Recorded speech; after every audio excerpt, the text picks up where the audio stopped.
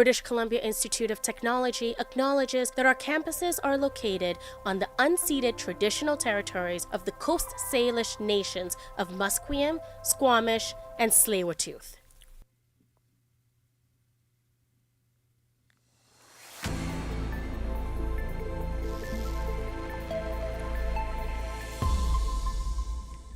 Good afternoon, folks. I'm Jenny Sung, and I'll be filling in for Arden McLeod and Emma Bolsner today. We've got loads of sports and news for y'all, so let's jump right in. New Westminster police are warning drivers to stay alert while driving after 3 pedestrians were hit by vehicles just over the weekend. One of the cases, a pedestrian was hit in downtown New West and the driver fled the scene. Another hit while walking in a marked crosswalk. Police warn that visibility is reduced at this time of year, increasing risks for everybody on the road. And in Surrey, a formal municipal employee has been charged with fraud that has led to an estimated loss of $2.5 million for the city. The accused, Sonny Catlin, had allegedly accessed the city financial systems and created a series of fraudulent charges in connection with her duties over an extended period of time. Catlin is accused of fraud and breach of trust by issuing and depositing checks from the city without authority and for her own benefit, as well as charged with forgery by making false City of Surrey authorization packages. Catlin's first court appearance is scheduled for December 2nd. In Vancouver, on downtown East Side, police discovered a whole lot of weapons and drugs in a rooming house. Everything was seized from about 500 grams of illegal drugs to body armor to grenade launchers, as well as 4 firearms, 7 machetes, ammunition, and more. Police responded to an assault near the intersection of Carroll and East Cordova, where they found a man seriously injured. Police say the investigation led officers to the rooming house, where they found all of the weapons and drugs. 3 men and 1 woman have been arrested, although no charges have been laid and is still pending further investigation. Some long-tenured renters are getting the cold shoulder from their landlords about their maintenance requests. As Aiden Singh reports, tenants say it's less about busy schedules and more about forcing them out. At all for the last 2 years that I was living there, and they said that they fixed it, but it's I never knew what hot water was until I moved to my new place. Olivia Manolovich used to rent a 2-bedroom apartment next to a SkyTrain station from a property management company. Manolovich capitalized on relatively cheap rents in 2021 and stayed under contract, while the rental market around her boomed. Her relationship with management soured over unfixed issues, eventually culminating in her eviction, with landlords claiming to reallocate the unit to a family member. Vancouver landlord Richard Penner says evicting the longer tenured renters in this way frees up the unit for new, more profitable tenants. If they're renting say a laneway house, and they've been there for quite a bit of years, the owner would do everything possible pretty much to not upgrade it, not make it extra nice necessarily, because if that person then gets upset and decides to move out, that's extremely beneficial to the owner, I would say, right? Rules are in place to prevent this from happening, but Penner and Manolovich think they're rarely enforced. Aiden Singh, BCIT News. And a 24-year-old man has been charged with the death of his sister-in-law after her body was found in a burning vehicle in Delta. The suspect, Gurjot Singh, was arrested earlier this week. He was previously charged with indignity to human remains in the case. The body of 30-year-old Mandeep Kaur was found along Highway 17 at the end of October. Police described the death as a motor vehicle incident and subsequent vehicle fire. Police say major crime scene investigators took over the case after it was revealed her death appeared to be suspicious in nature. 2 National Guard members from West Virginia are dead after being shot yesterday in Washington, D.C., near the White House. West Virginia Governor Patrick Morrisey confirmed their deaths today. At least one suspect is in custody, according to D.C. Metro Police, and the condition of the National Guardsmen who were shot was not immediately clear, although they were seen getting medical attention and immediately rushed to ambulances and presumably to the hospital. So the injuries do appear to be serious, even though we don't know the specific condition. The investigation is still ongoing. And today marks North American Thanksgiving, and the annual infamous Macy's Thanksgiving Parade started on Manhattan's Upper West Side and concluded at the iconic Macy's Herald Square flagship store on 34th Street. The parade has brought balloons of Buzz Lightyear and Pac-Man that will float away in the sky, alongside floats with Labubus and Lego on the streets, and with a studded lineup of performances sprinkled throughout the parade with cheerleaders and dancers.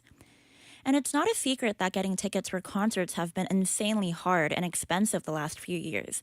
An issue the majority are dealing with are ticket resellers, who will list tickets up to 75% of the original price that they bought them for, and die-hard fans will still buy them.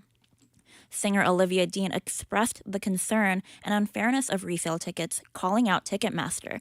And just yesterday, Ticketmaster issued a formal notice for fans stating that Olivia Dean's The Art of Loving live tour, they will be capping resale prices for the show. Fans who had purchased resale tickets on Ticketmaster will be getting a partial refund and reflect the difference between their original set price and the price changed by the individual reseller. And sports-related concussions remain one of the most challenging injuries for athletes and doctors. New research continues to change how recovery is approached, especially for younger players. Reporter Avia Boulay has more. Over the last decade, specialists have shifted away from complete rest and isolation. Today, guidelines emphasize mental wellness, early assessment, and a controlled return to activity. Dr. Shalina Baboul, a sports injury researcher at BC Children's Hospital, says what was once standard practice has evolved. 10 years ago, it was go into a dark room and don't come out until you're symptom-free.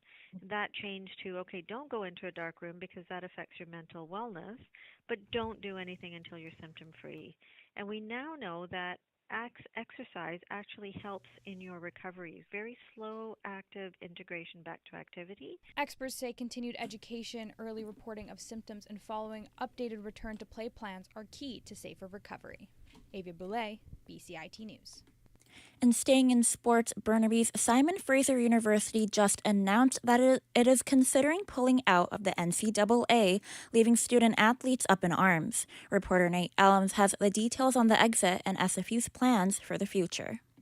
An independent report by McLaren Global Sports Solutions concluded that the university could save $850,000 every year by pulling out of the NCAA and returning to U Sports. An open letter from the SFU Student Athlete Advisory Committee outlined that student athletes strongly disagree with the notion, supported by a student-led petition, 3,000 signatures strong. The student running the petition stated that moving away from the NCAA could cause a ripple effect, dissuading current and future students from considering SFU in their athletic endeavors. SFU has competed under the American nonprofit regulatory body for most of its history since being founded in 1965. It remains the only Canadian post-secondary institution to do so. SFU's policymakers expect to have a decision before the end of this month. Nate Elms, BCIT News. And we've got lots of NHL games coming up this Friday. Our local Vancouver Canucks have got a game coming up this Friday against the San Jose Sharks in San Jose. Both starting goalies Thatcher Demko and Kevin Lankinen have been away due to injuries, and there has been no word yet if they will be at Friday's game. And after a 3-4 loss against the Washington Capitals, the Winnipeg Jets will be facing off against the Carolina Hurricane this Friday in Raleigh, and game starts at 2 o'clock. Next up, the Calgary Flames are in Florida territory, and the Flames are hoping to bring home a win against the Florida Panthers, and game starts at 1. The Toronto Maple Leafs brought home a 2-1 overtime win, and hopes are they bring home another. The Leafs will meet the Washington Capitals on Washington ice, and puck drop is at 2 o'clock.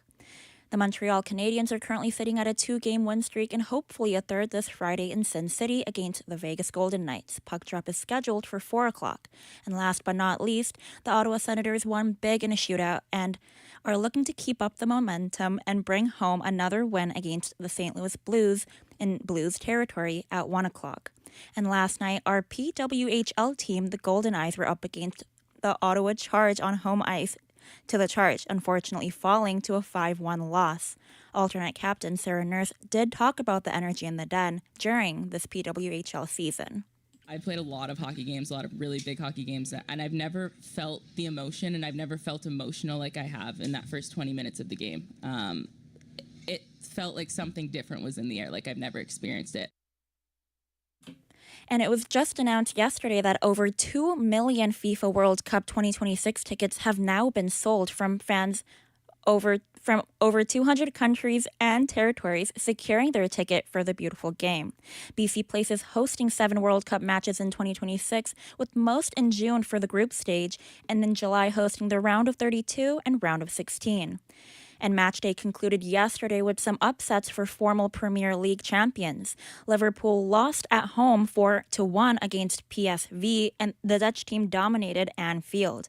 Center defenseman Virgil van Dijk seemed to forget what sport he plays, with the handball that is taking social media by storm.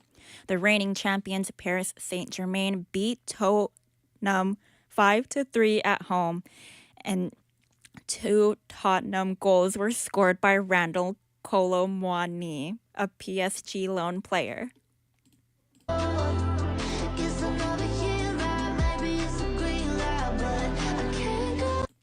And some juicy news for everyone. New Jersey Devils' Jack Hughes was recently spotted out with pop star Tate McRae.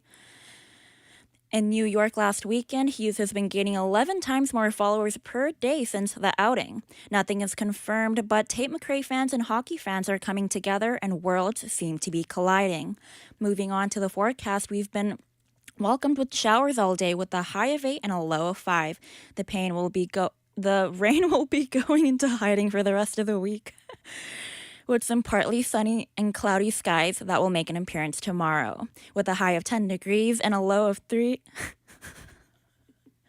The rest of the week, the sun takes up.